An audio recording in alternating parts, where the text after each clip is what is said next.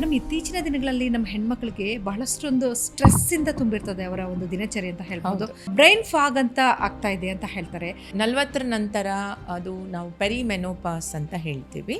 So 40 years ಆದ ನಂತರ first of all ಅವ್ರಿಗೆ ಪೀರಿಯಡ್ಸ್ ಇರೆಗ್ಯುಲರ್ ಆಗೋಕ್ಕೆ ಶುರುವಾಗುತ್ತೆ.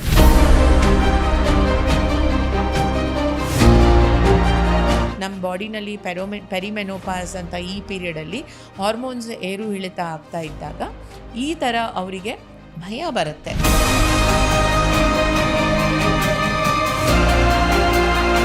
ಮೆನೋಪಾಸ್ ಅಂದ್ರೆ ಏನು ಮೇಡಮ್? ಒಂದು ಹೆಣ್ಮಗುಗೆ ಮುಟ್ಟ ಆಗೋದು ನಿಂತೋಗುತ್ತೆ. ಕಂಪ್ಲೀಟ್ 1 ಇಯರ್ ಋತುಸ್ರಾವ ಬಂದಿಲ್ಲ ಅಂದರೆ ಅದಕ್ಕೆ ಮೆನೋಪಾಸ್ ಅಂತ ಹೇಳ್ತೀವಿ. ಈಗ ಮೆನೋಪಾಸ್ ಅಲ್ಲಿ ಸ್ಟೇಜ್ಗಳಂತ ಏನಾದರೂ ಇದೆಯಾ ಮೇಡಮ್?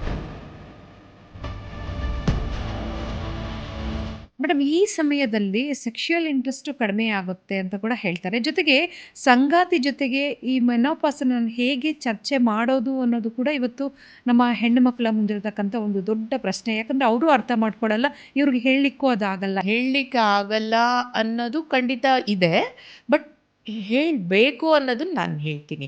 ಕೇಳೋಷ್ಟು ತಾಳ್ಮೆ ಇರದೇ ಇರ್ಬೋದು ಮನೆಯವರಿಗೆ, ಅಥವಾ ಪುರ್ಸೊತ್ತಿಲ್ಲದೆ ಇರ್ಬೋದು ಈಗಿನ ಸ್ಟ್ರೆಸ್ಫುಲ್ ಲೈಫ್ ಸ್ಟೈಲಲ್ಲಿ. ಬಟ್ ಅದಕ್ಕೆ ಅವರು ಟೈಮ್ ಮಾಡ್ಕೋಬೇಕು.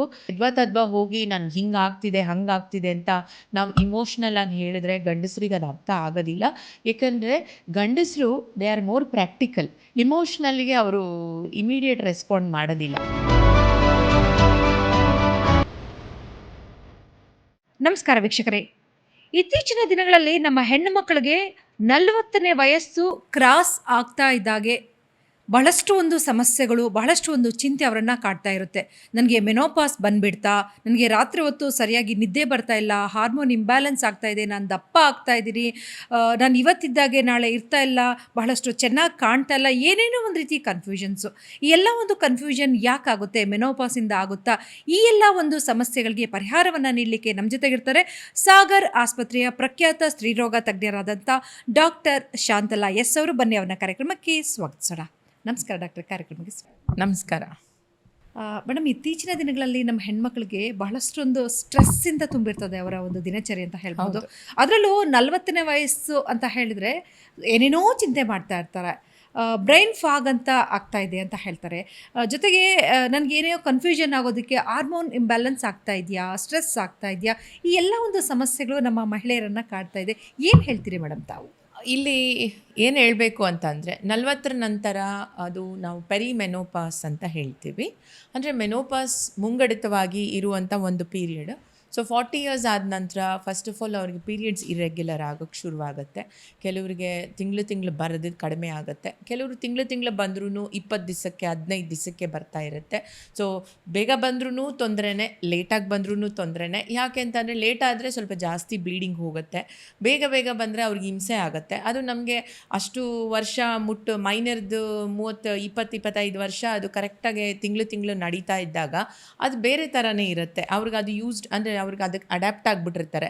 ಈಗ ಸಡನ್ನಾಗಿ 40 ನಂತರ ಅವರಿಗೆ ಪೀರಿಯಡ್ಸ್ ಆ್ಯಕ್ಚುಲಿ ಫಸ್ಟ್ ಎಫೆಕ್ಟ್ ಆಗೋದೇ periods. So first period irregularity ಬರುತ್ತೆ. ಈ ಪೀರಿಯಡ್ ಇರೆಗ್ಯುಲಾರಿಟಿ ಯಾವ ಥರ ಇರುತ್ತೆ ಅಂತ ಅಂದರೆ ಕಡಿಮೆನೂ ಬರ್ಬೋದು, ಜಾಸ್ತಿನೂ ಬರ್ಬೋದು, ಅಥವಾ ಕರೆಕ್ಟ್ ಮಂತ್ಲಿ ಬರ್ಬೋದು, ಅಥವಾ ಶಾರ್ಟ್ ಸೈಕಲ್ಸ್ ಅಂತ ಹೇಳ್ತೀವಿ, 15-20 ಡೇಸ್ ಆ ಥರ ಬರ್ಬೋದು, ಅಥವಾ ಈವನ್ 40 ಡೇಸ್ 45 ಡೇಸ್ 3 ಮಂತ್ಸ್ ಆ ಥರನೂ ಬರ್ಬೋದು. ಆ ಥರ ಬಂದಾಗ ಏನಾಗುತ್ತೆ, 10 ಡೇಸ್ 20 ಡೇಸ್ ಜಾಸ್ತಿ ಬ್ಲೀಡಿಂಗ್ ಹೋಗೋ ಅಂಥದ್ದು, ಹೆಪ್ಪೆಪ್ಪಾಗಿ ಹೋಗೋವಂಥದ್ದು. ಎಷ್ಟೋ ಜನ ಅವರು ಕ್ಲೋಸ್ ಫ್ರೆಂಡ್ ಸರ್ಕಲಲ್ಲೇ ಡಿಸ್ಕಸ್ ಮಾಡ್ತಾರೆ. ಈ ನಡುವೆ ತುಂಬ ಫ್ರೆಂಡ್ಸು ಕಿಟಿ ಪಾರ್ಟೀಸ್ ಅಂತೆಲ್ಲ ಹೋದಾಗ ನನಗೆ ಈ ಥರ ಆಗ್ತಾಯಿದೆ, ನಿನ್ಗೆ ಯಾವ ಥರ ಆಗ್ತಾಯಿದೆ, ನನಗೆ ಇದಿರ್ಬೋದಾ ಅದಿರ್ಬೋದಾ ಅಂತ ಸಾಕಷ್ಟು ಅವ್ರದ್ದು ಇವ್ರದ್ದು ವಿಚಾರಗಳನ್ನ ತಿಳ್ಕೊಂಡು ಅವರೇ ಏನೇನೋ ಒಂದು ಅಸಂಪ್ಷನ್ ಮಾಡಿಕೊಂಡು ಅವರದೇ ಒಂದು ಲೋಕನ ಸೃಷ್ಟಿ ಮಾಡ್ಕೊಂಡ್ಬಿಟ್ಟಿರ್ತಾರೆ. ಬಟ್ ನಾನು ಹೇಳೋದೇನೆಂದರೆ ಈ ಥರ ಆದಾಗ ಅವರವರೇ ಡಿಸ್ಕಸ್ ಮಾಡೋದಕ್ಕಿಂತ ಒಂದ್ಸಲ ವೈದ್ಯರನ್ನ ಬಂದು ಕನ್ಸಲ್ಟ್ ಮಾಡಿದರೆ ನಾವು ಅವರಿಗೆ ಸರಿಯಾಗಿ ಇದು ಸರಿನಾ, ಇದು ತಪ್ಪಾ, ಯಾಕೆ ಈ ಥರ ಆಗ್ತಾಯಿದೆ, ಇದು ಆಗೋದ್ರಿಂದ ಮುಂದಕ್ಕೆ ನಾವು ಏನು ಮಾಡ್ಬೋದು, ಇದಕ್ಕೆ ಯಾವ ಥರ ನಾವು ಮೆಡಿಸಿನ್ ಕೊಟ್ಟು ಕಂಟ್ರೋಲ್ ಮಾಡ್ಬೋದು, ಹಾರ್ಮೋನ್ ವೇರಿಯೇಷನ್ಸ್ನ ರೆಗ್ಯುಲೇಟ್ ಮಾಡೋವಂಥ ಮೆಡಿಸಿನ್ಸ್ ಇದೆ. So they can feel little better. ಹಾಗಾಗಿ ನಮಗೆ ಎಷ್ಟೊಂದು ಮೆಡಿಕೇಷನ್ಸ್ ಇದೆ ವಿತೌಟ್ ಸೈಡ್ ಎಫೆಕ್ಟ್ಸು. ಸೊ ಇದನ್ನೆಲ್ಲ ಯೂಸ್ ಮಾಡುವಾಗ ಅವರಿಗೆ ರಿಯಲಿ ಅದು ಒಂದು ದೊಡ್ಡ ಗ್ರೇಟ್ ರಿಲೀಫ್ ಸಿಕ್ಕತ್ತೆ. ಸೊ ಅದು ಒಂದು. ಎರಡನೇದು, ಈ ಥರ ಆಗ್ತಿರುವಾಗ ಮಹಿಳೆಯರು ಕೆಲ್ಸಕ್ಕೆ ಹೋಗೋರ್ಗಂತೂ ಭಾಳ ಕಷ್ಟ ಆಗುತ್ತೆ. ಯಾಕೆಂತ ಅಂದರೆ ಎವ್ರಿ ನವ್ ಆ್ಯಂಡ್ ದೆನ್ ಜಾಸ್ತಿ ಬ್ಲೀಡಿಂಗ್ ಆದಾಗ ಅಲ್ಲಿ ರೆಸ್ಟ್ ರೂಮ್ ಪ್ರಾಬ್ಲಮ್ ಆಗ್ಬೋದು, ಪ್ಯಾಂಟ್ ಚೇಂಜ್ ಮಾಡ್ಕೊಳ್ಳೋಕೆ ಪ್ರಾಬ್ಲಮ್ ಆಗ್ಬೋದು. ಈಗೀಗ ಮೆನ್ಸ್ಟ್ರಲ್ ಕಪ್ ಬಂದಿರೋದ್ರಿಂದ ಸ್ವಲ್ಪ ನಮ್ಮ ಜನ್ರೇಷನ್ಸ್ ಅವರು ಮೆನ್ಸ್ಟ್ರಲ್ ಕಪ್ ಮಾಡಿ ಯೂಸ್ ಮಾಡಿ ಬಳಕೆ ಇರೋದಿಲ್ಲ, ಅವ್ರು ಪ್ಯಾಡ್ಸೇ ಯೂಸ್ ಮಾಡ್ತಾ ಇರ್ತಾರೆ. ಆಫೀಸಲ್ಲಿ ಟಾಯ್ಲೆಟಿಂದ ಯೂರಿನ್ ಇನ್ಫೆಕ್ಷನ್ಸ್ ಆಗ್ಬೋದು, ಅಥವಾ ಅವ್ರಿಗೆ ಹೈಜಿನ್ ಇಲ್ಲದೆ ಇರ್ಬೋದು. ಎಷ್ಟೋ ಜನ ಗೌರ್ಮೆಂಟ್ ಸರ್ವೀಸಲ್ಲಿ ಇರ್ತಾರೆ, ಪ್ರೈವೇಟಲ್ಲಿ ಇರ್ತಾರೆ, ಕಾರ್ಪೊರೇಟ್ಸಲ್ಲಿ ಇರ್ತಾರೆ. ಮತ್ತು ಅದ್ರ ಜೊತೆಗೆ ವರ್ಕ್ ಸ್ಟ್ರೆಸ್ ಇರುತ್ತೆ, ವರ್ಕ್ ಸ್ಟ್ರೆಸ್ಸು ಮತ್ತು ಮನೆ ಫ್ಯಾಮ್ಲಿ ಸ್ಟ್ರೆಸ್ ಅಂದ ತಕ್ಷಣ ಎಲ್ರಿಗೂ ಪ್ರಾಬ್ಲಮ್ ಇರುತ್ತೆ ಅಂತ ನಾನು ಹೇಳಲ್ಲ. ಸೋಷಿಯಲ್ ಲೈಫ್ ಅಂತ ಅಂದಾಗ ಅವರೊಂದು ಪ್ರೋಗ್ರಾಮ್ಗೆ ಹೋಗಬೇಕಾಗಿರುತ್ತೆ, ಫ್ಯಾಮ್ಲಿ ಫಂಕ್ಷನ್ ಅಟೆಂಡ್ ಮಾಡಿಬಿಟ್ಟು ಕೆಲ್ಸಕ್ಕೆ ಹೋಗಬೇಕಾಗಿರುತ್ತೆ, ಮನೇಲಿ ಅಡುಗೆ ತಿಂಡಿ ಕೆಲಸ ಇರುತ್ತೆ, ಮಕ್ಕಳ ಕೆಲಸ ಇರುತ್ತೆ. ಸೊ ಮನೆಯಲ್ಲೂ ಅವರು 24/7 ಕೆಲಸ ಮಾಡೋ ಥರ ಇರುತ್ತೆ. ಸೊ ಅಲ್ಲಿ ನಿದ್ದೆಗೆಡ್ತಾ ಇರ್ತಾರೆ. ಕೆಲಸದಿಂದ ಬಂದು ಸ್ವಲ್ಪ ಟೈಮ್ ಇರೋದನ್ನು ಮನೆ ಕೆಲಸಕ್ಕೆ ಯೂಸ್ ಮಾಡಿಕೊಂಡು ಅದನ್ನೆಲ್ಲ ಮುಗಿಸ್ಕೊಂಡು ನಿದ್ದೆ ಮಾಡುವಾಗ ಅವ್ರು ಲೇಟ್ ನೈಟ್ ಆಗ್ಬೋದು, ಮತ್ತು ಬೆಳಗ್ಗೆ ಎದ್ದು ಬೇಗ ಎಲ್ಲ ಮಾಡಿ ಮನೆಯದು ಕೆಲಸ ಹೋಗ್ಬೋದು. ಸೊ ಎಷ್ಟು ಜನ ಹೌದು ಅಡುಗೆಯವ್ರನ್ನ ಇಟ್ಕೊಂಡಿರ್ತಾರೆ, ಕೆಲಸದವರು ಅಡುಗೆಯವ್ರು ಇದ್ದರೂ ಕೂಡ ಅದನ್ನು ಸೂಪರ್ವೈಸ್ ಮಾಡೋದು ಇದೆ ಅಲ್ವಾ, ಅದು ಒಂದು ದೊಡ್ಡ ಕೆಲಸನೇ ಹೆಣ್ಮಕ್ಳಿಗೆ. ಸೊ ಹಾಗಾಗಿ ಇದೆಲ್ಲರದ ಮಧ್ಯ ಹಾರ್ಮೋನ್ ವೇರಿಯೇಷನ್ಸ್ ಆಗ್ತಾ ಹೋಗುತ್ತೆ ನಮ್ಮ ಬಾಡಿನಲ್ಲಿ. ಪೆರಿಮೆನೋಪಾಸ್ ಅಂತ ಈ ಪೀರಿಯಡಲ್ಲಿ ಹಾರ್ಮೋನ್ಸ್ ಏರು ಇಳಿತ ಆಗ್ತಾ ಇದ್ದಾಗ ಈ ಥರ ಅವರಿಗೆ ಭಯ ಬರುತ್ತೆ. ಭಯ ಬಂದಾಗ ಅವ್ರಿಗೆ ಅದಕ್ಕೆ ಸರಿಯಾಗಿ ಏನು ಮಾಡಬೇಕು, ನಾನು ಯಾವ ಥರ ನನ್ನ ಜೀವನ ಶೈಲಿನ ಬದಲಾಯಿಸ್ಕೋಬೇಕು, ಇದಕ್ಕೆ ಹೇಗೆ ನಾನು ಹೊಂದಾಣಿಕೆ ಮಾಡ್ಕೋಬೇಕು ಅನ್ನೋದಕ್ಕೆ ಖಂಡಿತ ಅವರಿಗೆ ಕೌನ್ಸಿಲಿಂಗ್ ಬೇಕಾಗತ್ತೆ. ಮೆನೋಪಾಸ್ ಕ್ಲಿನಿಕ್ ಅಂತಲೇ, ಪೆರಿಮೆನೋಪಾಸಲ್ ಕ್ಲಿನಿಕ್ ಅಂತಲೇ ನಾವುಗಳು ಗೈನಕಾಲಜಿಸ್ಟ್ ಕಂಡಕ್ಟ್ ಮಾಡ್ತೀವಿ. ಸೊ ಅವರು ಖಂಡಿತ ಆ ಟೈಮ್ನಲ್ಲಿ ಬಂದು ಒಂದು ಕನ್ಸಲ್ಟೇಷನ್ ಮಾಡಿದರೆ ಖಂಡಿತ ಅವರಿಗೆ ಒಂದು ಲೈಟ್, ಅಂದರೆ ಒಂದು ಹೋಪ್, ಲೈಟ್ ಸಿಗತ್ತೆ, ಭರವಸೆ ಸಿಗತ್ತೆ. This is not abnormal, this is normal. ಇದು ನಮ್ಮ ಫಿಸಿಯಾಲಜಿ ಅಂದರೆ ನಮ್ಮ ಬಾಡಿನಲ್ಲಿ ಆಗ್ತಾ ಇರೋಂಥ ಒಂದು ಕ್ರಮೇಣ ಬದಲಾವಣೆ. ಇದಕ್ಕೆ ನಾವು ಹೊಂದ್ಕೋಬೇಕು, ಯಾವ ಥರ ನಾವು ಅದನ್ನು ಮ್ಯಾನೇಜ್ ಮಾಡಬೇಕು ಅನ್ನೋದನ್ನು ನಾವು ಖಂಡಿತ ಹೇಳ್ಕೊಡ್ತೀವಿ. ಮೆನೋಪಾಸ್ ಅಂದರೆ ಏನು ಮೇಡಮ್? ಈಗ ಮೆನೋಪಾಸ್ ಆದಂಥ ಸಂದರ್ಭದಲ್ಲಿ ಆಗೋಂಥ ಸಂದರ್ಭದಲ್ಲಿ ಇವೆಲ್ಲ ಆಗುತ್ತೆ ಅಂತ ಹೇಳಿ ತಾವು ಸವಿಸ್ತಾರವಾಗಿ ಹೇಳಿದ್ರಿ. ಈಗ ಮೆನೋಪಾಸ್ ಅಂದರೆ ಏನು? ಮೆನೋಪಾಸ್ ಅಂತ ಅಂದರೆ ಒಂದು ಹೆಣ್ಮಗುಗೆ ಆಗೋದು ನಿಂತೋಗುತ್ತೆ. ಕಂಪ್ಲೀಟ್ 1 year, 1 ವರ್ಷದ ಪೂರ್ತಿ ಋತುಸ್ರಾವ ಬಂದಿಲ್ಲ ಅಂದರೆ ಅದಕ್ಕೆ ಮೆನೋಪಾಸ್ ಅಂತ ಹೇಳ್ತೀವಿ. ಇದು ಬರೋದಕ್ಕೆ ಮುಂಚೆ ಕೂಡ ಸ್ವಲ್ಪ ಟೈಮ್ ತೊಗೊಳುತ್ತೆ, ಅದು ಬಂದ ಮೇಲೂ ಸ್ವಲ್ಪ ಟೈಮ್ ತೊಗೊಳುತ್ತೆ ಬಾಡಿಗೆ ಅದು ಹೊಂದ್ಕೊಳ್ಳೋದಕ್ಕೆ. ಈ ಮೆನೋಪಾಸ್ ಅನ್ನೋದು ಓವೇರಿ ಫಂಕ್ಷನ್ಸ್, ಅಂದರೆ ನಮ್ಮ ಅಂಡಾಣುಗಳು ಇಸ್ಟ್ರೋಜನ್ ಪ್ರೊಡ್ಯೂಸ್ ಮಾಡ್ತಾ ಇರ್ತವೆ. ಈ ಇಸ್ಟ್ರೋಜನ್ ಪ್ರೊಡ್ಯೂಕ್ಷನ್ ಕಡಿಮೆ ಆಗ್ತಾ ಹೋಗುತ್ತೆ. ಸೊ ನಾವು ಹೇಗೆ ಕೆಲಸದಿಂದ ರಿಟೈರ್ಮೆಂಟ್ ತೊಗೋತೀವೋ ಹಾಗೆ ಕೂಡ ನಮ್ಮ ಅಂಡಾಣು ಕೂಡ, ಅಂದರೆ ಓವರೀಸ್ ಕೂಡ ಫಂಕ್ಷನಿಂಗ್ ಸ್ಟಾಪ್ ಆಗುತ್ತೆ. ಬಟ್ ಅದು ಮೇಯ್ನಾಗೆ ಓವರೀಸ್ ರಿಟೈರ್ಮೆಂಟ್ ಅನ್ನೋದಕ್ಕಿಂತ ನಮ್ಮದು ಮೈಂಡ್ ಮೇಲೆ ಬೀಳೋ ಅಂಥ ಪ್ರಭಾವ ಮೆನೋಪಾಸ್ ಆಗಿರುತ್ತೆ. ಯಾಕೆ ಅಂತ ಅಂದರೆ ಈಗ ಎಷ್ಟೋ ಸಲ ನಮಗೆ ದೇಹದಲ್ಲಿ ಏನೇ ಬದಲಾವಣೆ ಆಗುತ್ತೆ. ಈಗ ನಾನು ಮದುವೆ ಆಗಬೇಕು, ಆಗ್ತೀನಿ, ಮಗು ಮಾಡ್ಕೋಬೇಕು, ಅದು ಸಹಜ.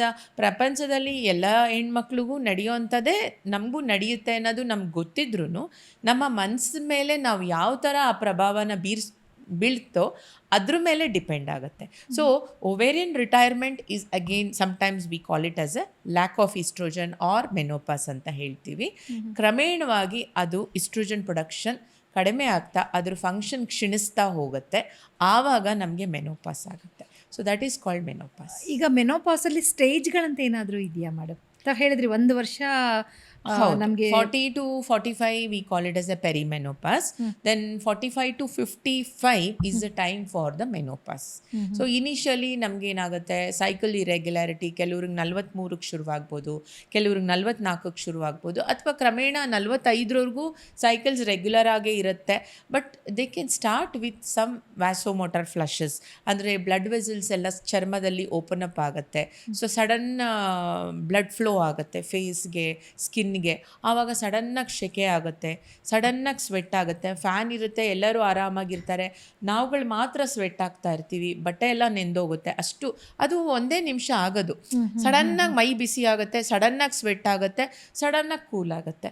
ಸೊ ನಮಗೇನು ಅನಿಸುತ್ತೆ, ಬೇರೆಯವ್ರಿಗೆ ನೋಡುವಾಗ ಆ ವಿಚಾರ ಗೊತ್ತಿಲ್ಲದೆ ಇರಿ, ಯಾಕೆ ಇವರು ನಾವೆಲ್ಲ ಚೆನ್ನಾಗಿದ್ದೀವಿ, ಆರಾಮಾಗಿದ್ದೀವಿ, ಫ್ಯಾನ್ ಹಾಕು ಅಂತಾರೆ, ಎ ಸಿ ಬೇಕು ಅಂತಾರೆ ಅಂತ ಅನಿಸುತ್ತೆ. But that is the bodily changes temperature variations imbalance ಆಗ್ತಾ ಹೋಗುತ್ತೆ. ಸೊ ಆ ಥರ ನಮಗೆ ಬ್ರೈನ್ ಫಾಗಿಂಗ್ ಅಂತ ಹೇಳೋದು, ಕನ್ಫ್ಯೂಷನ್ನು, ಲ್ಯಾಕ್ ಆಫ್ ಕಾನ್ಸಂಟ್ರೇಷನ್ನು, ಏನೋ ಮಾಡಬೇಕು ಅಂತ ರೂಮ್ಗೆ ಹೋಗ್ತೀವಿ, ಅಲ್ಲಿ ಹೋಗ್ಬಿಟ್ಟು ಮರ್ತೋಗ್ಬಿಡ್ತೀವಿ, ಏನಕ್ಕೆ ಬಂದಿದ್ದೀನಿ ರೂಮ್ಗೆ ಅನ್ನೋದೇ ಜ್ಞಾಪಕ ಬರೋದಿಲ್ಲ. ಸೊ ಅದು ಒಂದು ಸ್ವಲ್ಪ ಅಲ್ಲಿ ಮರ್ತೋದಂಗೆ ಆಗುತ್ತೆ. ಏನೋ ಹೇಳಬೇಕು, ಏನೋ ತರಕ್ಕೆ ಹೇಳಬೇಕು ಅಂತ ಮನಸ್ಸಲ್ಲಿ ಅನ್ಕೋತೀವಿ, ಅಡುಗೆ ಮನೆಯಿಂದ ರೂಮ್ಗೆ ಹೋಗುವಾಗ ಪಾಪ ಹೆಂಗಸರಿಗೆ ಅಲ್ಲಿ ಏನು ಹೇಳಬೇಕು ಅನ್ನೋದು ಮರ್ತೋಗಿರುತ್ತೆ. ಏನೋ ಹೇಳೋಣ ಅಂತ ಬಂದೆ, ಅಯ್ಯೋ ಮರ್ತೇ ಹೋಯ್ತು ಅಂತ. This is called as brain fogging, but this is very temporary. ಇದಕ್ಕೆ ನಾವು ಹೆಣ್ಮಕ್ಳಿಗೆ ಅಶ್ಯೂರೆನ್ಸ್ ಕೊಡಬೇಕು. ಯಾಕೆ ಅಶ್ಯೂರೆನ್ಸ್ ಕೊಡಬೇಕು ಅಂದರೆ, ದಿಸ್ ಇಸ್ ನಾಟ್ ಡಿಮೆನ್ಷಿಯಾ ಅನ್ನೋದು ಒಂದು ಕಾಯಿಲೆ, ಮರುವಿನ ಕಾಯಿಲೆ, ಅದು ಲೇಟರ್ ಆನ್ ಏಜಲ್ಲಿ ಬರೋವಂಥದ್ದು. ಬಟ್ ಇದು ಬಂದು brain fogging, phase of confusion, phase of forgetfulness, lack of concentration, cloudiness, ಅಂದರೆ ನಮ್ಮ ಮನಸ್ಸು ಕನ್ಫ್ಯೂಸ್ಡ್ ಆಗಿರುತ್ತೆ, ಮರ್ತೋದಂಗೆ ಆಗುತ್ತೆ, ಏನೋ ಅನ್ಕೋತೀವಿ, ಏನೋ ಹೇಳಬೇಕು ಅನಿಸುತ್ತೆ, ಅಲ್ಲಿ ಜ್ಞಾಪಕ ಬರೋದಿಲ್ಲ, ಈ ಥರ ಆಗುತ್ತೆ. This is only around 3 to 4 years, over A period of time ಅದನ್ನು ನಾವು ಅರ್ಥ ಮಾಡಿಸಿದ್ರೆ they will get all right. ಯಾಕಂತಂದರೆ ಮತ್ತೆ ಒಂದು ಸ್ವಲ್ಪ ಹೊತ್ತಾದ್ಮೇಲೆ ಅಯ್ಯೋ ಹೌದಲ್ವಾ, ನಾನು ಅದನ್ನು ತೊಗೊಂಡು ಬರೋಕ್ಕೆ ಹೇಳಬೇಕು ಅಂದ್ಕೊಂಡಿದ್ದೆ, ನನಗೆ ಮರ್ತೇ ಹೋಯ್ತು ಅಂತ ಹೇಳ್ತಾರೆ. ಬಟ್ ಈಗೇನಾಗಿದೆ, that also they can get corrected. ಅಂದ್ಕೊಂಡಾಗ ಅವ್ರು ಒಂದು ಪೇಪರಲ್ಲಿ ಬರೆದ್ಬಿಟ್ಟು ಫ್ರಿಡ್ಜ್ ಮೇಲೆ ಅಂಟಿಸ್ಬಿಟ್ರೆ ಮರ್ತೋಗಲ್ಲ. We can make our life simple, but ಇದಕ್ಕೂ ಅವರು they should know how to tackle this. ಎಷ್ಟೋ ಜನಕ್ಕೆ ಅದು ಬ್ರೈನ್ ಫಾಗಿಂಗ್ ಅಂತ ಗೊತ್ತಿರೋದಿಲ್ಲ, ಯಾಕೆ ಹಿಂಗೆ ಆಗ್ತಾ ಇದೆ ನನಗೆ ಅಂತಲೂ ಗೊತ್ತಿರಲ್ಲ, ಏನೋ ನನ್ನ ಕಾಯಿಲೆ ಬಂದ್ಬಿಡ್ತು ಅಂತ ಭಯ ಪಟ್ಕೋತಾರೆ, ಇನ್ಸೆಕ್ಯೂರ್ ಫೀಲ್ ಮಾಡ್ಕೋತಾರೆ, ನಾನು ಯಾಕೆ ಈ ಥರ ಬಿಹೇವ್ ಮಾಡ್ತಾ ಇದ್ದೀನಿ ಅಂತ ಅನ್ಕೋತಾರೆ. ಸೊ ಮನೆಯವರು ಕೂಡ ಅದನ್ನ ಅಬ್ನಾರ್ಮಲ್ ಆಗಿ ಥಿಂಕ್ ಮಾಡ್ತಾರೆ, ಈಗ ಚೆನ್ನಾಗಿದ್ಲು, ಇದೇನು ಈ ಥರ ಆಡ್ತಾ ಇದ್ದಾಳೆ ಇವಳು ಅಂತ ಅನ್ಕೋತಾರೆ. ಸೊ ಅಲ್ಲಿ ಈ ಸಮಸ್ಯೆ ಬಂದಾಗ ಖಂಡಿತ ಅವರಿಗೆ ಈ ಹಾಟ್ ಫ್ಲಶಸ್ ಆಗ್ಬೋದು, ಇಮೋಷ್ನಲ್ ಇನ್ಸ್ಟೆಬಿಲಿಟಿ ಅಂತ ಹೇಳ್ತೀವಿ, ಸಡನ್ನಾಗೆ ಇರಿಟೇಬಲ್ ಆಗ್ತಾರೆ, ಸಡನ್ನಾಗೆ ಎಮೋಷ್ನಲ್ ಔಟ್ಬರ್ಸ್ಟ್ ಆಗ್ತಾರೆ, ಸಡನ್ನಾಗಿ ಅಳು ಬಂದ್ಬಿಡತ್ತೆ. ಯಾರು ಏನೋ ಅಂದ ತಕ್ಷಣ ಅಷ್ಟು ದಿವಸ ನಾವು ಧೈರ್ಯವಾಗಿ ಜೀವನ ಮಾಡಿದವ್ರು ಸಡನ್ನಾಗಿ ಏನೋ ಒಂದು ಮನ್ಸಿಗೆ ತೊಗೊಂಡು ನೋವು ಆಗೋ ಥರ ಆಗುತ್ತೆ. ಸಡನ್ನಾಗೆ we will become very angry and we may shout at somebody for no reason, ಆ ಥರ ಆಗುತ್ತೆ. ಆಮೇಲೆ ಸಡನ್ನಾಗಿ ಡಿಪ್ರೆಷನ್ನು, ಲೋನ್ಲಿನೆಸ್ಸು, ಫಿಯರು, ರೂಮಲ್ಲಿ ಒಬ್ಬರೇ ಹೋಗಿ ಕೂತ್ಕೊಳ್ಳೋದು, ಯಾರ ಜೊತೆನೂ ಮಾತಾಡ್ದಂಗಿರೋದು, ಈ ಥರ ಎಲ್ಲ ಆಗುತ್ತೆ. ಇನ್ನೂ ಸಿವಿಯರ್ ಅಂದರೆ ಕೆಲವರಿಗೆ ಸೂಸೈಡಲ್ ಟೆಂಡೆನ್ಸೀಸ್ ಎಲ್ಲ ಬರುತ್ತೆ. ಬಟ್ ಆ ಥರ ಇದ್ದಾಗ ಖಂಡಿತ ಅವ್ರನ್ನ ಸೈಕ್ಯಾಟ್ರಿ ಒಪಿನಿಯನ್ ತೊಗೋಬೇಕಾಗತ್ತೆ. ಬಟ್ ಅದನ್ನು ಆ ಥರ ಇದ್ದಾಗ ಫಾಲೋ ಅಪ್ ಮಾಡಬೇಕು. ಮನೆಯವರು ಕೂಡ ತುಂಬ ಬ್ಯುಸಿಯಾಗಿರೋದು, ಮಕ್ಕಳು ಒಂದು ಕಡೆ ಬ್ಯುಸಿ, ಅವರೇನೋ ಸಾಫ್ಟ್ವೇರ್ಸಲ್ಲಿ ಇರ್ತಾರೆ ಅಥವಾ ಇಂಜಿನಿಯರಿಂಗ್ ಮಾಡ್ತಿರ್ತಾರೆ, ಮೆಡಿಕಲ್ ಮಾಡ್ತಿರ್ತಾರೆ, ಅವ್ರದ್ದೇ ಒಂದು ಪ್ರಪಂಚದಲ್ಲಿ ಮುಳುಗೋಗಿರ್ತಾರೆ. ಗಂಡ ಒಂದು ಕಡೆ ವರ್ಕು, ಬಿಸ್ನೆಸ್ಸು, ಸ್ಟ್ರೆಸ್ಸು, ಅವರು ಹಣ ಒದಗಿಸೋದು, ಫೈನಾನ್ಷಿಯಲ್ ಸಪೋರ್ಟ್ಗೋಸ್ಕರ ಅವ್ರು ಬ್ಯುಸಿ ಲೈಫಲ್ಲಿ ಇರ್ತಾರೆ.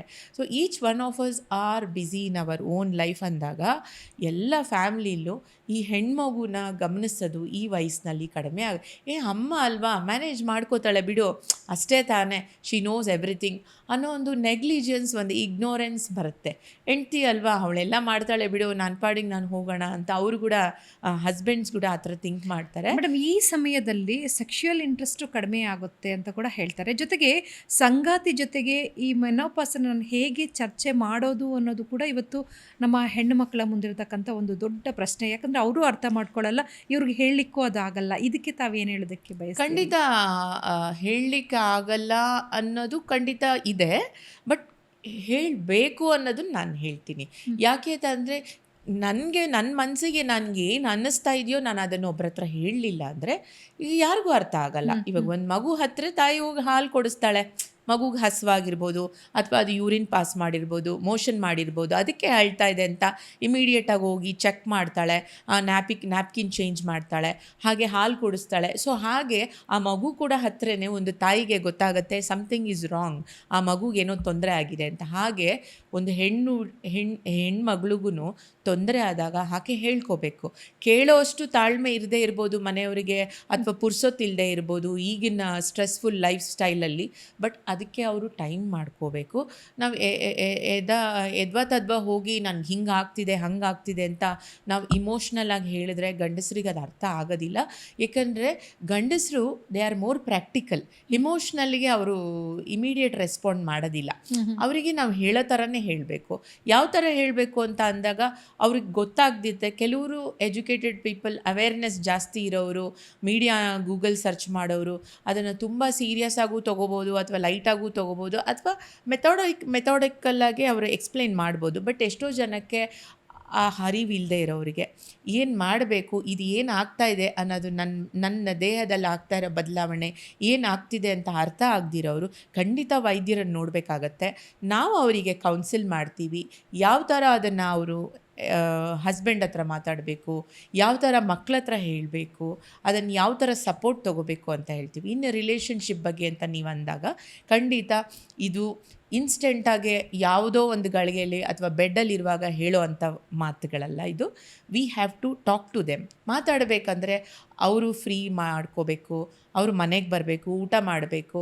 ಫ್ರೀ ಮೈಂಡ್ ಇದ್ದಾಗ ಅವ್ರನ್ನ ನಾವು ಹೇಳಬೇಕು. ಸಪೋಸ್ ಎಕ್ಸಾಂಪಲ್, ಬನ್ನಿ ಸ್ವಲ್ಪ ವಾಕಿಂಗ್ ಹೋಗೋಣ ಒಂದು 15 ಮಿನಿಟ್ಸು, ನನಗೆ ಯಾಕೋ ಸ್ವಲ್ಪ ಸೆಕೆ ಆಗ್ತಾಯಿದೆ, ಗಾಳಿ ಬೇಕು ಅನಿಸ್ತಾ ಇದೆ ಅಂದಾಗ ಖಂಡಿತ ಹಿ ವಿಲ್ ಅಂಡರ್ಸ್ಟ್ಯಾಂಡ್. ಅವರು ಸ್ವಲ್ಪ ಕಾಮ್ ಮೈಂಡ್ ಇದ್ದಾಗ ಏನೋ ಯಾವಾಗೂ ಕರೀದಿರೋರು ಕರೀತಾರೆ ಅಥವಾ ಏನೋ ಹೇಳಬೇಕೇನೋ ಅಂತ ಅರ್ಥ ಆಗ್ಬೋದು. ಕೆಲವ್ರು ಸೆನ್ಸಿಟಿವ್ ಇರ್ತಾರೆ, ಕೆಲವರು ಗಂಡಸರು ಅಷ್ಟು ಸೆನ್ಸಿಬಲ್ ಆಗಿ ಬೆಳೆದಿರಲ್ಲ, ಅವ್ರಿಗೆ ಇದನ್ನು ಅರ್ಥ ಮಾಡ್ಕೋಬೇಕು ಅನ್ನೋ ಕೂಡ ಒಂದು ನಾಲೆಡ್ಜ್ ಇರಲ್ಲ. ತುಂಬ ಬಿಸ್ನೆಸ್ ಓರಿಯೆಂಟೆಡ್ ಆಗಿರ್ತಾರೆ, ಹೆಣ್ಮಕ್ಳ ಬಗ್ಗೆ ಕಡಿಮೆ ತಿಳ್ಕೊಂಡಿರ್ತಾರೆ. ಯಾಕೆಂದರೆ 20-25 ಇಯರ್ಸಿಂದ ನಾವು ಮನೆ ಮ್ಯಾನೇಜ್ ಮಾಡಿಕೊಂಡೇ ಬಂದ್ಬಿಟ್ಟಿರ್ತೀವಿ ಪ್ರತಿಯೊಂದು.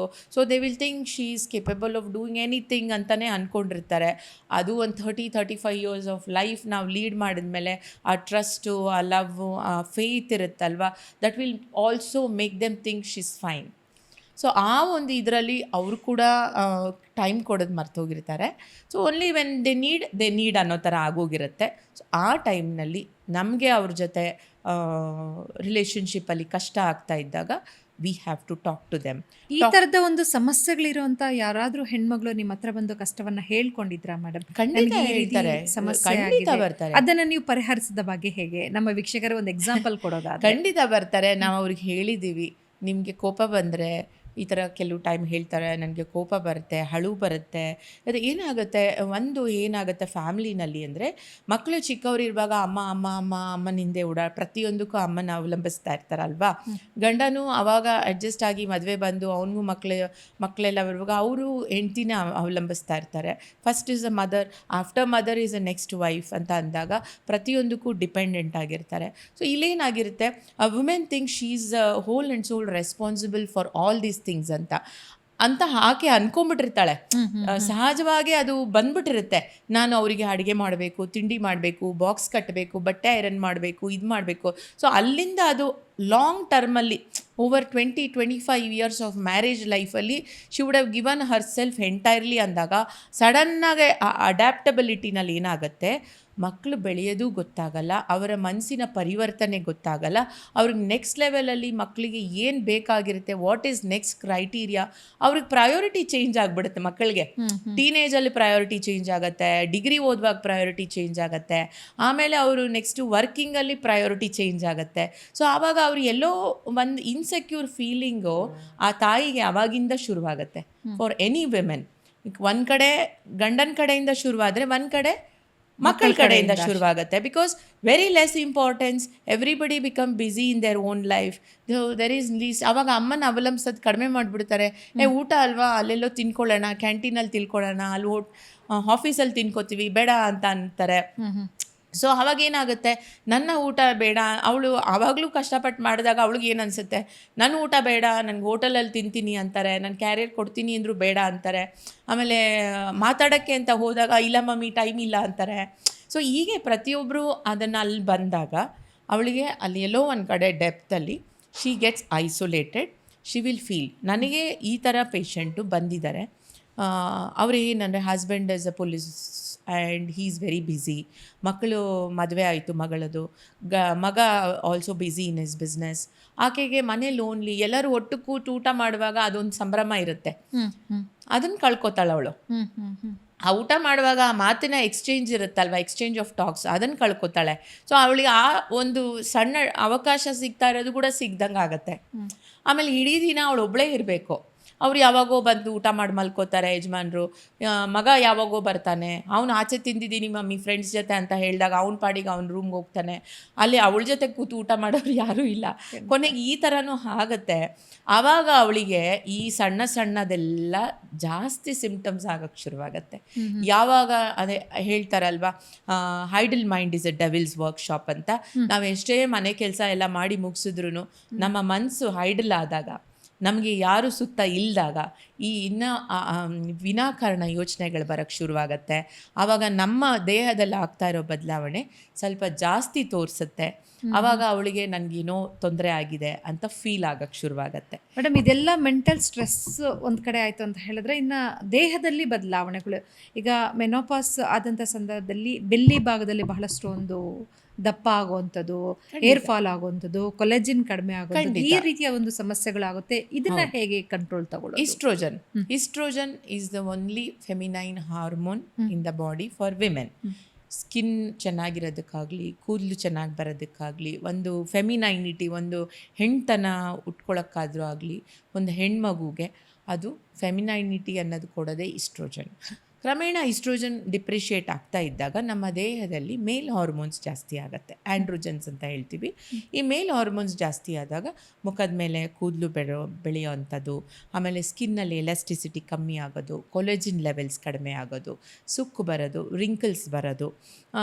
ಸೊ ಅದಲ್ಲದೇ ಈ mental stress, physical stress, self care ಇರಲ್ಲ. ಆಕೆ ಸೆಲ್ಫ್ ಕೇರ್ ಮಾಡಿಕೊಂಡೇ ಎಷ್ಟೋ ವರ್ಷಗಳಾಗ್ಬಿಟ್ಟಿರುತ್ತೆ. ಇದೆಲ್ಲ ಮನೆ ಕೆಲಸ ಮಾಡ್ತಾ ಇರುವಾಗ she will become one home maid rather than anything else. ಎಲ್ಲನೂ ಮಾಡ್ತಾ ಮಾಡ್ತಾ ಅವಳಿಗೆ ಏನಾಗುತ್ತೆ, ತನ್ನ ಒಂದು ಬಾಡಿಗೆ ಕೇರ್ ಮಾಡಬೇಕು ಅನ್ನೋದೇ ಮರ್ತೋಗಿರುತ್ತೆ. ಇದನ್ನು ನಾವು ಎಷ್ಟೋ ಸಲ ಡೆಲಿವರಿ ಆಗಿ ಮಗು ಹುಟ್ಟೋದ್ಕಿಂತನೂ ನಾವು ಕೌನ್ಸಿಲ್ ಮಾಡಿರ್ತೀವಿ. ಒಂದು ಹೆಣ್ಮಗುಗೆ ನಿನ್ನ ಮಸಲ್ ಸ್ಟ್ರಾಂಗ್ ಇರಬೇಕು, ಕ್ಯಾಲ್ಶಿಯಮ್ ತೊಗೋಬೇಕು, ಬೋನ್ ಸ್ಟ್ರಾಂಗ್ ಇರಬೇಕು. ಸೊ ನೀನು ಡೆಲಿವರಿ ಆದಮೇಲೆ 6 months 6 weeks ಎಕ್ಸಸೈಸ್ ಮಾಡೋಕ್ಕೆ ಶುರು ಮಾಡಬೇಕು. You have to keep your muscle strong, elasticity improve ಆಗಬೇಕು, ಮಸಲ್ ಮಾಸ್ ಇನ್ಕ್ರೀಸ್ ಆಗಬೇಕು ಅಂದಾಗ ಇದೆಲ್ಲ ಬೇಕಾಗತ್ತೆ. ಸೊ ಇದು ಎಲ್ಲಿ ಆ ಮಗುವಿನ ಕೇರಲ್ಲಿ ನೋಡ್ತಾ 10 ವರ್ಷ ಆಕೆ she will forget to do exercise, yoga, taking calcium, iron ಎಲ್ಲ ಮರ್ತೋಗ್ತಾರೆ. ಪ್ರೆಗ್ನೆನ್ಸಿಲಿ 9-10 ತಿಂಗಳು ಮಾತ್ರೆ ತೊಗೊಂಡಿರ್ತಾರೆ, ಅದೇ ಅವ್ರಿಗೆ ಸಾಕಾಗ್ಬಿಟ್ಟಿರುತ್ತೆ. ಮತ್ತೆ ನಾವು ಮಾತ್ರೆ ತೊಗೊಳ್ಳಿ ಅಂದರೆ ಕೆಲವ್ರು ತೊಗೋತಾರೆ, ಕೆಲವ್ರು ತೊಗೊಳ್ಳೋದೇ ಇಲ್ಲ. ಸೊ ಅವರಿಗೆ ಆಬ್ವಿಯಸ್ಲಿ ಬೋನ್ಸ್ ವೀಕ್ ಆಗುತ್ತೆ, ಕ್ಯಾಲ್ಶಿಯಮ್ 33 ಇಯರ್ಸಿಂದನೇ ಡಿಪ್ಲೀಟ್ ಆಗೋಕ್ಕೆ ಶುರುವಾಗುತ್ತೆ. That is the nature of our women's body. So ಆವಾಗ ಕ್ಯಾಲ್ಶಿಯಮ್ ರಿಕ್ವೈರ್ಮೆಂಟ್ ಬೇಕಾಗತ್ತೆ. ಸೊ ಕ್ಯಾಲ್ಶಿಯಮ್ ಇರಲ್ಲ. ಮಧ್ಯದಲ್ಲಿ ಸ್ಟ್ರೆಸ್ ಲೆವೆಲ್ ಜಾಸ್ತಿ ಆದಾಗ ಸ್ಥೂಲಕಾಯ ಅಂದರೆ ವೆಯ್ಟ್ ಗೇನ್ ಆಗೋಕ್ಕೆ ಶುರು ಮಾಡ್ತಾರೆ, ಅಂದರೆ ದಪ್ಪ ಆಗ್ತಾರೆ. ಸಣ್ಣಗಿರೋರು ದಪ್ಪ ಆಗ್ತಾರೆ, ದಪ್ಪಗಿರೋರು ವೆಯ್ಟ್ ಲಾಸ್ ಆಗ್ತಾರೆ. ಈ ಥರ ವೇರಿಯೇಷನ್ಸ್ ಆಗುವಾಗ ಊಟ ತಿಂಡಿ ಟೈಮ್ಗೆ ಹೋಗೋದಿಲ್ಲ, ನಿದ್ರೆ ಸರಿ ಆಗಲ್ಲ. ಆಬ್ವಿಯಸ್ಲಿ ದ ಕೆಮಿಕಲ್ಸ್ ಅಂತ ಹೇಳಿ ನಮ್ಮ ಬಾಡಿನಲ್ಲಿ ಬ್ರೈನಲ್ಲಿ ಪ್ರೊಡ್ಯೂಸ್ ಆಗುತ್ತೆ. There are lot of chemicals ಸ್ಟ್ರೆಸ್ಸಲ್ಲಿದ್ದಾಗ ಪ್ರೊಡ್ಯೂಸ್ ಆಗುತ್ತೆ. ಈಸ್ಟ್ರೋಜನ್ ಕಡಿಮೆ ಆದಾಗ ದ ಹಾರ್ಮೋನ್ಸ್ ಆಲ್ಸೋ ಕೆಮಿಕಲ್ಸ್ ಬ್ರೈನಲ್ಲಿ ಪ್ರೊಡ್ಯೂಸ್ ಆಗೋದು ಕಮ್ಮಿ ಆಗುತ್ತೆ. ನಮಗೆ ಪ್ರೀ ಫ್ರಾಂಟಲ್ ಕಾರ್ಟೆಕ್ಸ್ ಅಂತ ಒಂದು ಪಾರ್ಟ್ ಇರುತ್ತೆ, ಹಿಪೋ ಕ್ಯಾಂಪಸ್ ಅನ್ನೋದು ಒಂದು ಪಾರ್ಟ್ ಆಫ್ ದ ಬ್ರೈನು.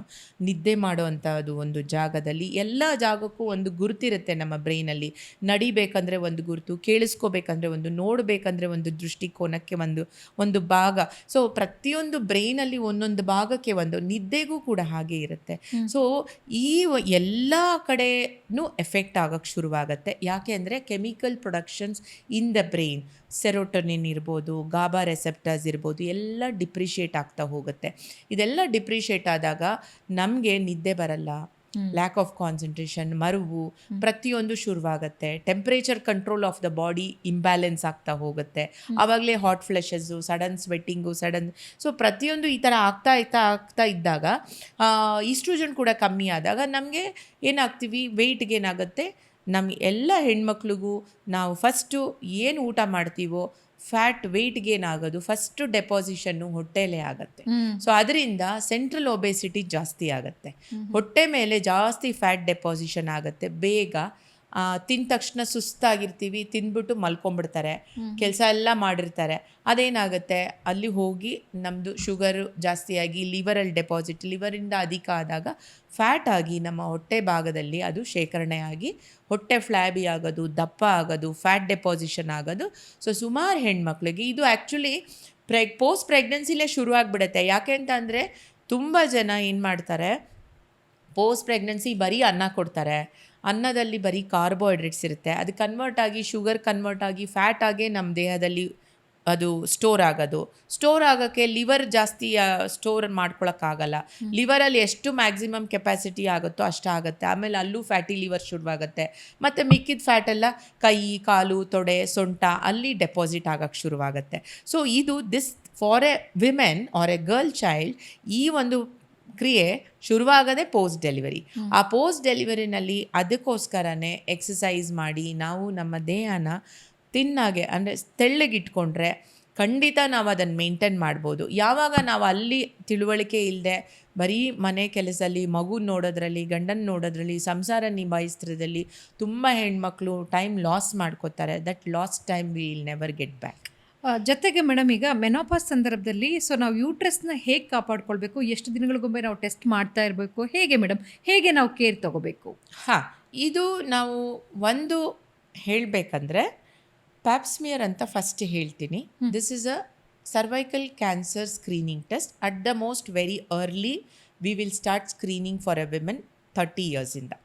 ಅಂದರೆ ಈ UK US ಅಲ್ಲೆಲ್ಲ 22 ವರ್ಷಕ್ಕೆ ಶುರು ಮಾಡ್ತಾರೆ. ಯಾಕೆಂದರೆ ಅಲ್ಲಿ ಮಕ್ಕಳು ತುಂಬ ಇಂಡಿಪೆಂಡೆಂಟ್ ಆಗಿರ್ತಾರೆ. They will be sexually active in a very young age. ಅದಕ್ಕೋಸ್ಕರ they have made a rules that 22 ಇಯರ್ಸಿಂದನೇ ಪ್ಯಾಪ್ ಸ್ಕ್ರೀನಿಂಗ್ ಮಾಡಬೇಕು ಅಂತ. ನಮ್ಮ ದೇಶದಲ್ಲಿ ಸ್ವಲ್ಪ ಡಿಫ್ರೆಂಟ್ ಕಲ್ಚರ್ ಇರೋದ್ರಿಂದ those are married 20 years 22 years sexually active ಯಾವಾಗಿಂದ ಹಾಕ್ತಾರೋ ಆವಾಗಿಂದನೂ ನಾವು ಸ್ವಂತವಾಗಿ ಹೋಗಿ ಪ್ಯಾಪ್ ಸ್ಮಿಯರ್ ಮಾಡಿಸ್ಕೋಬೋದು. Otherwise as an health checkup anybody can undergo, once they are sexually active they can undergo this pap screening. ಅದು ಬಂದು ಗರ್ಭಕೋಶದ ಬಾಯಿಯ ಅಂದರೆ ಸರ್ವಿಕ್ಸ್ ಅನ್ನೋದು ಮೌತ್ ಆಫ್ ದ ಯೂಟ್ರಸ್ ಅಂತ ಹೇಳ್ತೀವಿ. ಆ ಗರ್ಭಕೋಶದ ಬಾಯಿಯ ಕ್ಯಾನ್ಸರ್ ವೆರಿ ಕಾಮನ್. ಇದು ಹೇಗೆ ಅಂತಂದರೆ ಒಂದು ಹ್ಯೂಮನ್ ಪ್ಯಾಪಿಲೋಮಾ ವೈರಸ್ ಅಂತ ಇನ್ಫೆಕ್ಷನ್. ಆ ವೈರಸ್ ಇನ್ಫೆಕ್ಷನ್ ಸೆಕ್ಷುವಲ್ ಆ್ಯಕ್ಟಿವಿಟಿಯಿಂದ ಬರುತ್ತೆ. ಬಂದಾಗ ಅದರಲ್ಲಿ ಸಿಂಗಲ್ ಪಾರ್ಟ್ನರ್ ಇರ್ಬೋದು, ಮಲ್ಟಿಪಲ್ ಪಾರ್ಟ್ನರ್ಸ್ ಇರ್ಬೋದು. ಸೊ ಯಾವುದೇ ಹೆಣ್ಮಗಳಿಗೂ ಲೈಫ್ ಟೈಮಲ್ಲಿ ಈ ಇನ್ಫೆಕ್ಷನ್ ಆಗುತ್ತೆ. ಈ ಇನ್ಫೆಕ್ಷನ್ ಆದಾಗ ಕೆಲವ್ರ ಬಾಡಿ ತಡ್ಕೊಳ್ಳೋ ಶಕ್ತಿ ಇರುತ್ತೆ, ಅದನ್ನು ತಡ್ಕೊಳ್ಳುತ್ತೆ. ಲೈಕ್ ಕೋಲ್ಡ್ ಫ್ಲೂ ಬಂದಾಗ ನಾವು ಹೇಗೆ ತಡ್ಕೊಂಡು ಅದೇ ಥರ body will react and it will destroy the virus. But ಕೆಲವರಿಗೆ ತಡ್ಕೊಳ್ಳೋ ಶಕ್ತಿ ಇರಲ್ಲ. ರಿಪೀಟೆಡ್ ಇಂಜುರೀಸ್ ಆಗುತ್ತೆ, ರಿಪೀಟೆಡ್ ಮೆನ್ಸ್ಟ್ರೇಷನ್ ಆದಾಗ ಚೇಂಜಸ್ ಆಗುತ್ತೆ. ಸೊ ಆವಾಗ ನಾವು ಒಂದು ಪ್ಯಾಪ್ ಸ್ಮಿಯರ್ ಸ್ಕ್ರೀನಿಂಗ್ ಅಂತ ಮಾಡಿದಾಗ ಅದರಲ್ಲಿ ಏನಾದ್ರು ಅಬ್ನಾರ್ಮಲಿಟಿ ಬಂದರೆ ಖಂಡಿತ ಬಯೋಪ್ಸಿ ಮಾಡಿ ಆ ಕಾಯಿಲೆಯ ಲಕ್ಷಣಗಳನ್ನ ಮುಂಚೆನೇ ಕಂಡುಹಿಡಿದು ಟ್ರೀಟ್ ಮಾಡ್ಬೋದು. ಅದು ಒಂದು ಟೆಸ್ಟು. ಎರಡನೇದು, every women after 35-40 years can go on uterus scan ಮಾಡ್ಕೋಬೋದು. ಯಾಕಂದರೆ ಈಗ ಬಹಳಷ್ಟು ಫೈಬ್ರಾಯ್ಡ್ಸ್ ಬರುತ್ತೆ, ಅದು ಈಸ್ಟ್ರೋಜನ್ ಡಿಪೆಂಡೆಂಟ್ ಟ್ಯೂಮರೇ. It's a non cancerous tumours. ತುಂಬ ಜನಕ್ಕೆ ಫೈಬ್ರಾಯ್ಡ್ಸ್ ಆಗುತ್ತೆ. ತುಂಬ ಜನಕ್ಕೆ ಈ ದಪ್ಪ ಇರೋರಿಗೆ ಅಥವಾ ತುಂಬ ತೆಳ್ಳಗಿರೋರ್ಗು ಈಸ್ಟ್ರೋಜನ್ ಜಾಸ್ತಿ ಇದ್ದಾಗ ಎಂಡೋಮೆಟ್ರಿಯಲ್ ಹೈಪರ್ಪ್ಲೇಸಿಯಾ ಅಂತ ಹೇಳ್ತೀವಿ. ಅಂದರೆ ಗರ್ಭಕೋಶದ ಒಳಗಡೆ ಲೇಯರ್ ಬಂದು ಎಂಡೋಮೆಟ್ರಿಯಮ್ಮು, ಆ ಭಾಗದಲ್ಲಿ ಹೈಪರ್ಪ್ಲಾಸ್ಟಿಕ್ ಆಗಿ ಅಲ್ಲಿ ಜಾಸ್ತಿ ರಕ್ತಸ್ರಾವ ಹೋಗ್ತಾ ಇರುತ್ತೆ. ಇನ್ನು ದಪ್ಪ ಇರೋರಿಗೆ ಈಸ್ಟ್ರೋಜನ್ ಕಡಿಮೆ ಇರುತ್ತೆ. ಈ ಪೆರಿಫರಲ್ ಫ್ಯಾಟ್ ಅಂತ ಹೇಳ್ತಾವಲ್ವ, ಹೊಟ್ಟೆಯಲ್ಲಿರೋ ಫ್ಯಾಟ್ ಆಗಲಿ, ಕೈಕಾಲಲ್ಲಿರೋ ಫ್ಯಾಟ್ ಆಗಲಿ, ಅದು ಮೇಲ್ ಹಾರ್ಮೋನ್ಸ್ ಕನ್ವರ್ಟ್ ಆಗಿ ಆ ಹಾರ್ಮೋನು ಯೂಟ್ರಸ್ ಮೇಲೆ ಎಫೆಕ್ಟ್ ಆಗಿ, ಯೂಟ್ರಸ್ ಮೇಲೆ ಎಫೆಕ್ಟ್ ಆದಾಗ ಏನಾಗುತ್ತೆ, ಅದು ಎಂಡೋಮೆಟ್ರಿಯಮ್ ಹೈಪರ್ಪ್ಲೇಸಿಯಾ ಅಂತ ಹೇಳ್ತೀವಿ. ಸೊ ಯಾವಾಗ ಆ ನಾರ್ಮಲ್ ಥಿಕ್ನೆಸ್ಗಿನ್ನ ಜಾಸ್ತಿ ಥಿಕ್ನೆಸ್ ಆಗಿ ಹೆಚ್ಚೆಚ್ಚಿಗೆ ರಕ್ತಸ್ರಾವ ಮಂತ್ಲಿ ಆಗುತ್ತೋ ಆ ಹೆಣ್ಮಕ್ಳು ಡಾಕ್ಟ್ರನ್ನ ನೋಡಿದಾಗ ಬಯೋಪ್ಸಿ ಅಂತ ನಾವು ಮಾಡಬೇಕಾಗತ್ತೆ. ಆ ಬಯೋಪ್ಸಿ ಮಾಡಿ ಅದರಲ್ಲಿ ಏನು ಚೇಂಜಸ್ ಇದೆ ಅಂತ ನಾವು ಮೈಕ್ರೋಸ್ಕೋಪಲ್ಲಿ ನೋಡುವಾಗ ಅದಕ್ಕೆ ರಿಲೇಟೆಡ್ ಆಗಿ ಅದರಲ್ಲಿ ಏನಾದ್ರು ಪ್ರೀ ಕ್ಯಾನ್ಸರಸ್ ಸೆಲ್ಸ್ ಇದೆ, ಮುಂದೆ ತುಂಬ ತೊಂದರೆ ಆಗೋವಂಥ ಚಾನ್ಸಸ್ ಇದೆ, ಶುಗರ್ ಇದೆ, BP ಇದೆ, ಥೈರಾಯ್ಡ್ ಇದೆಯಾ ಅಂತೆಲ್ಲ ಚೆಕ್ ಮಾಡಿಕೊಂಡು ಅವರಿಗೂ ಕೂಡ ನಾವು ಟ್ರೀಟ್ಮೆಂಟ್ ಕೊಡ್ಬೋದು ಅಟ್ ದ ಅರ್ಲಿಯೆಸ್ಟ್. ಸೊ ಅದಕ್ಕೋಸ್ಕರ ಹೆಣ್ಮಕ್ಳು ಪ್ರತಿ ವರ್ಷ ಒಂದು ಗರ್ಭಕೋಶದ ಸ್ಕ್ಯಾನಿಂಗ್ ಮಾಡಿಸ್ಬೇಕು. ಅಂಡಾಣು ಕ್ಯಾನ್ಸರ್ ಕೂಡ ಗೊತ್ತಾಗೋದಿಲ್ಲ, ಸಡನ್ನಾಗಿ ಬರುತ್ತೆ ಅದು.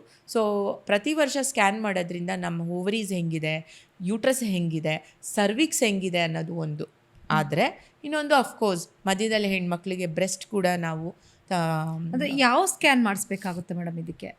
ಪೆಲ್ವಿಕ್ ಸ್ಕ್ಯಾನ್ ಅಂತ ಹೇಳ್ತೀವಿ. ಅಲ್ಟ್ರಾಸೋನೋಗ್ರಫಿನಲ್ಲಿ ಯೂಶಲಿ ಎಲ್ಲ ಹೆಲ್ತ್ ಪ್ಯಾಕೇಜಸಲ್ಲಿ ಅಬ್ಡೋಮಿನೋ ಪೆಲ್ವಿಕ್ ಸ್ಕ್ಯಾನ್ ಅಂತ ಇರುತ್ತೆ. ನಾವು ಆ್ಯಸ್ ಎ ಗೈನಕಾಲಜಿಸ್ಟ್ ಸ್ಪೆಸಿಫಿಕ್ ಆಗಿ ಡೌಟ್ಫುಲ್ ಆಗಿದ್ದರೆ ಪೆಲ್ವಿಕ್ ಸ್ಕ್ಯಾನ್ನೇ ಟ್ರಾನ್ಸ್ವೆಜನಲ್ ಸ್ಕ್ಯಾನ್ ಅಂತ ಮಾಡ್ತೀವಿ. ಮುಂಚೆ ಹೊಟ್ಟೆ ಮೇಲೆ ಸ್ಕ್ಯಾನ್ ಮಾಡೋರು, ಇವಾಗ we have got a more sensitive machines in ultrasonography. So transvaginal probes ಅಂತ ಬಂದಿದೆ. ಸೊ ವೆಜೈನಾಯಿಂದ ನಾವು ಸ್ಕ್ಯಾನ್ ಮಾಡಿದಾಗ ಇನ್ನೂ ಬೇಗ, ಇನ್ನೂ ಕ್ಲಿಯರಾಗಿ ಕಾಯಿಲೆ ಏನಿದೆ ಅಂತ ಕ್ಲಾರಿಟಿ ಸಿಗೋಂಥ ಸ್ಕ್ಯಾನ್ ಮಾಡಿಸ್ಕೋಬೋದು. We call it as a pelvic scan, but transvaginal ರೂಟಿಂದ ಮಾಡ್ತೀವಿ. ಇದೊಂದು ಸ್ಕ್ಯಾನ್ ಮಾಡ್ಬೋದು. ಸಾಧ್ಯ ಆದರೆ ಬ್ರೆಸ್ಟ್ ಸ್ಕ್ಯಾನ್, ಬ್ರೆಸ್ಟ್ ಕ್ಯಾನ್ಸರ್ ಕೂಡ ಇವಾಗ ಹೆಣ್ಮಕ್ಳಿಗೆ ಜಾಸ್ತಿ ಆಗಿರೋದ್ರಿಂದ ಒಂದು ಬ್ರೆಸ್ಟ್ದ ಅಲ್ಟ್ರಾಸೌಂಡ್ ಸೋನೋಮ್ಯಾಮೋಗ್ರಫಿ ಅಂತ ಹೇಳ್ತೀವಿ, ಅದು ಕೂಡ ಮಾಡಿಸ್ಕೋಬೋದು. ಆಮೇಲೆ ವೈದ್ಯರ ಬಳಿ ಬಂದಾಗ ಒಂದು checkup, general checkup, breast examination, weight checkup, B P checkup, ಒಂದು ಥೈರಾಯ್ಡ್ ಚೆಕಪ್ಪು, ಪ್ಲಸ್ ಗರ್ಭಕೋಶದ ಸ್ಕ್ಯಾನಿಂಗು, ಪ್ಯಾಪ್ಸ್ಮಿಯರ್, ಇಷ್ಟು ಮಾಡ್ಕೊಳ್ಳೋದ್ರಿಂದ ಒಂದು ಹೆಣ್ಮಗುಗೆ ಏನು ಕ್ಯಾನ್ಸರ್ನ ನಾವು ತಡೆಗಟ್ಟಬೋದು ಅಟ್ ದ ಅರ್ಲಿಯೆಸ್ಟ್, ಖಂಡಿತ ನಾವು ಅದನ್ನು ಪ್ರಿವೆಂಟ್ ಮಾಡ್ಬೋದು.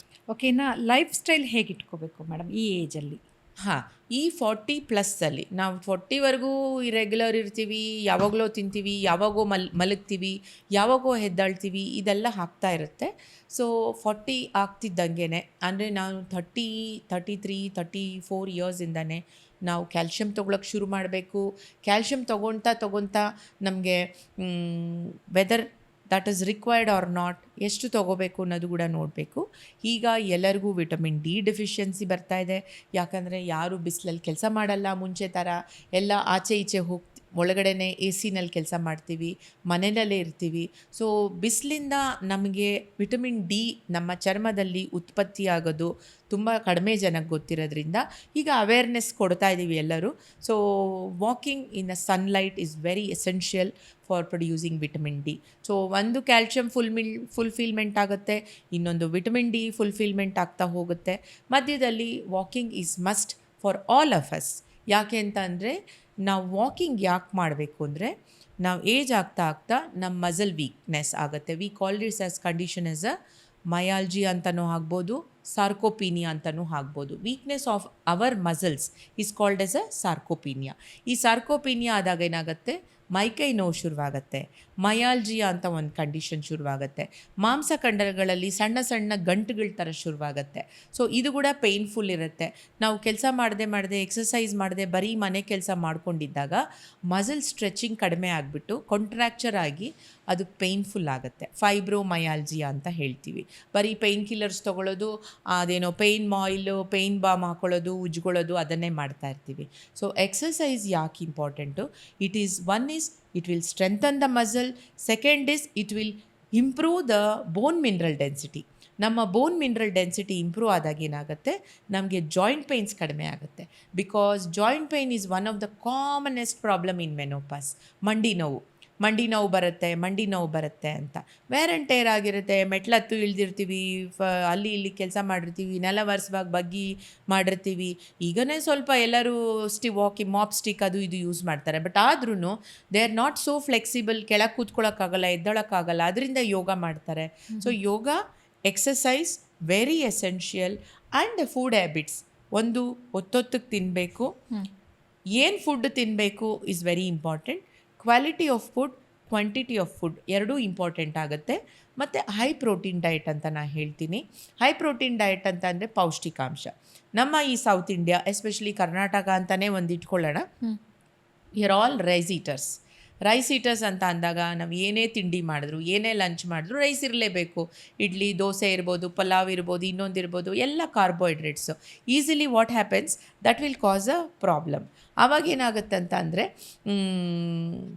ನಮಗೆ ಪ್ರೋಟೀನ್ಸ್, ಮಸಲ್ ಸ್ಟ್ರೆಂಥನಿಂಗ್ಗೆ ಪ್ರೋಟೀನ್ ಬೇಕಾಗತ್ತೆ. ಸೊ ಪ್ರೋಟೀನ್ಸ್ ಇಂಪಾರ್ಟೆನ್ಸೇ ಇರೋದಿಲ್ಲ.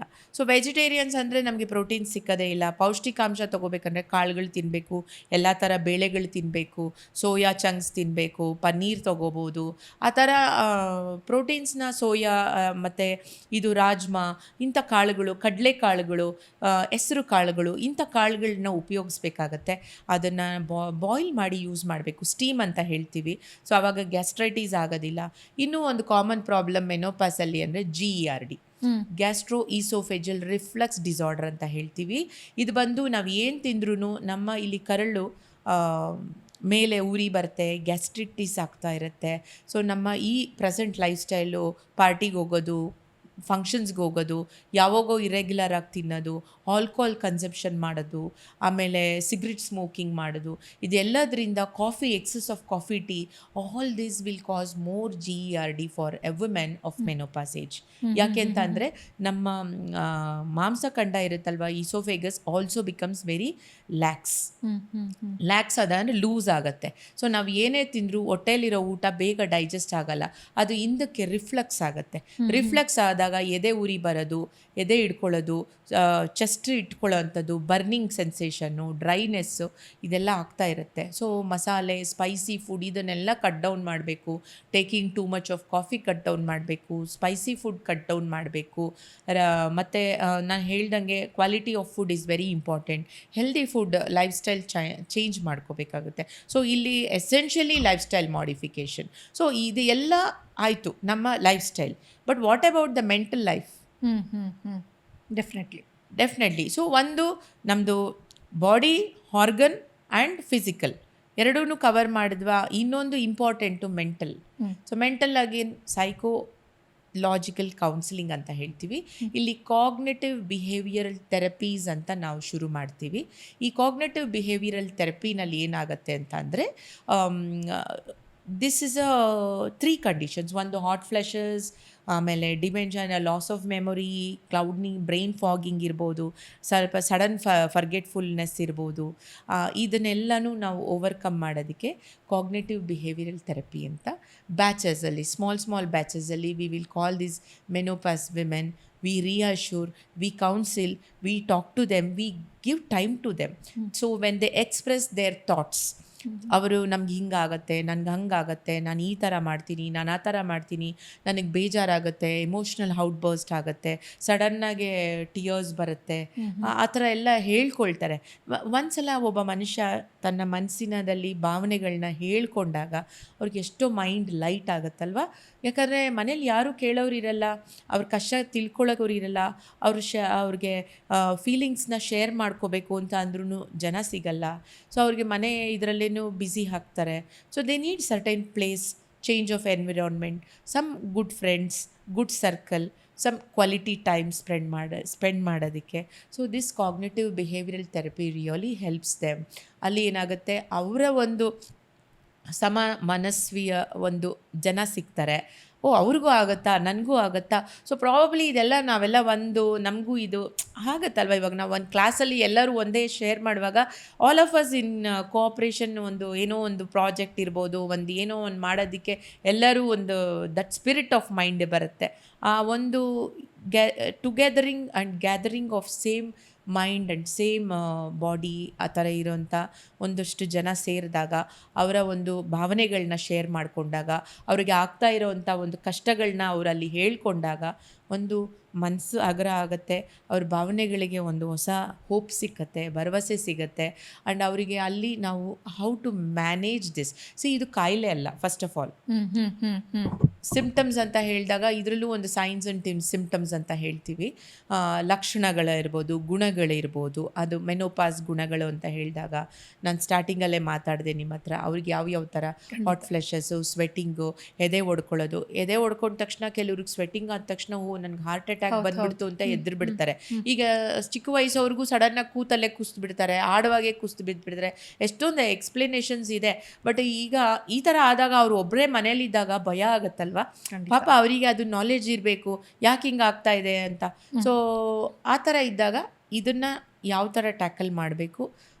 ಹೌದು, ಈ ಒಂದು ಮೆನೋಪಾಸ್ ಏಜ್ ಇರೋರಿಗೆ ಥೈರಾಯ್ಡ್ ಇರ್ಬೋದು, ಒಂದು ಹಾರ್ಟ್ ಚೆಕಪ್ ಇರ್ಬೋದು, BP ಇರ್ಬೋದು, ವೆಯ್ಟ್ ಇರ್ಬೋದು, ಒಂದು ಬಾಡಿ ಹೆಲ್ತ್ ಚೆಕಪ್ ಅಂತ ಮಾಡಿಕೊಂಡಾಗ ಈ ಎಲ್ಲ TMT, ಇಕೋಕಾರ್ಡಿಯೋಗ್ರಫಿ ಇದನ್ನೆಲ್ಲ ನಾವು ಕಂಪಲ್ಸರಿ ಮಾಡಿಸ್ಬೇಕು.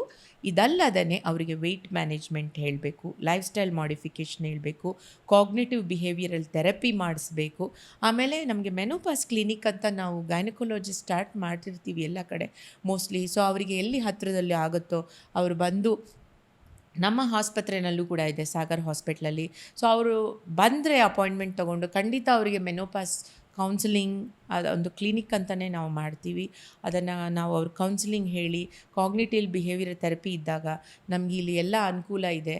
ಸೊ ಹೆಲ್ತ್ ಚೆಕಪ್ಪಿಂದ ಪ್ರತಿಯೊಂದು ಡಯಟ್ ಕೌನ್ಸಿಲಿಂಗ್ ಕೂಡ ನಾವು ಮಾಡಿ ಅವರಿಗೆ ಏನು ತಿಂದರೆ ಒಳ್ಳೆಯದು, ಎಷ್ಟು ಅವರ್ಸ್ ವಾಕ್ ಮಾಡಬೇಕು, ಎಷ್ಟು weight loss is healthy weight loss for them, so what is that to gain muscle strengthening, bone strengthening ಏನು ಮಾಡಬೇಕು, ಎಷ್ಟು ಕ್ಯಾಲ್ಶಿಯಮ್ ತೊಗೋಬೇಕು, ಎಷ್ಟು ವಿಟಮಿನ್ B12 ಬೇಕು ಬಾಡಿಗೆ, ಪ್ರತಿಯೊಂದು ನಾವು ಅವರಿಗೆ ಇನ್ಫಾರ್ಮೇಷನ್ ತಿಳಿಸ್ತೀವಿ. ಮೇಡಮ್, ವಿಶೇಷವಾಗಿ ಈ ಸಂದರ್ಭದಲ್ಲಿ ಹಸ್ಬೆಂಡ್ಗೆ ಯಾವ ರೀತಿ ಕೌನ್ಸಿಲಿಂಗ್ ಮಾಡಬೇಕು?